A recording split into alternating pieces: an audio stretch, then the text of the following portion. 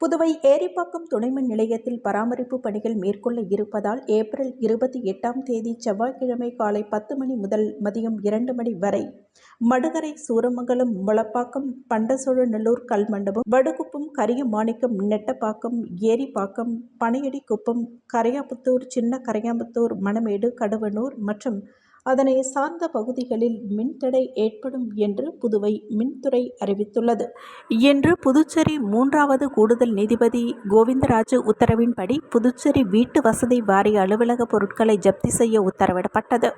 கடந்த புதுவை பாகூர் ஏரிக்கரை வீதியில் அமைந்துள்ள ஹரிஹர புத்திரன் ஆலயத்தில் சித்திரை மாதத்தை முன்னிட்டு இன்று காலை சாகை வார்த்தல் நிகழ்ச்சி நடைபெற்றது. இதைத் தொடர்ந்து மாலையில் பூரணி பொங்கல், கும்பம் கொட்டுதல் நிகழ்ச்சிகள் நடைபெற்றன. இரவு சுவாமி வீதி உலா நடைபெற்றது. விழாவில் ஏராளமான பக்தர்கள் கலந்து கொண்டு சுவாமி தரிசனம் செய்தனர். விழாவிற்கான ஏற்பாடுகளை கோவில் நிர்வாகிகள் மற்றும் பாகூர் ஏரிக்கரை வீதி பொதுமக்கள் செய்திருந்தனர்.